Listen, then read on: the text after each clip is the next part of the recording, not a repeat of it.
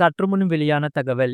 EMI versus personal loan இரண்டில் எது best? இந்த காலத்தில் இளைஞர்கள் செலவுகளை சமாளிக்க கிரெடிட் கார்டு, இஎம்ஐ அல்லது பெர்சனல் லோன் இரண்டில் ஒன்றை நம்பியே இருக்க வேண்டியுள்ளது.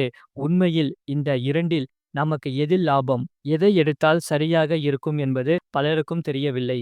அது இங்கே பார்ப்போம். அதாவது மக்கள் அனைவரும் பெர்சனல் லோன் மற்றும் கிரெடிட் கார்டு, இஎம்ஐகளை தான் நம்பி இருக்கிறார்கள். டிஜிட்டல் உலகில் இது பலருக்கும் தேவைப்படுகிறது. பென்ஷன் லோனை விட கிரெடிட் கார்டு, இஎம்ஐக்கான வட்டி விகிதம் குறைவாக இருக்கும் என்று பலர் நினைக்கின்றனர். இது உண்மைதானா என்பது குறித்து நாம் விரிவாக பார்ப்போம். பெரிய செலவுகள் உள்ளன என்றால் பெர்சனல் லோன் சரியாக இருக்கும். 2 முதல் 5 ஆண்டுகள் வரை தவணை கட்ட வேண்டும். ஏனெனில் ஒப்பீட்டளவில் பெர்சனல் லோன் வட்டி விகிதம் குறைவாக இருக்கும்.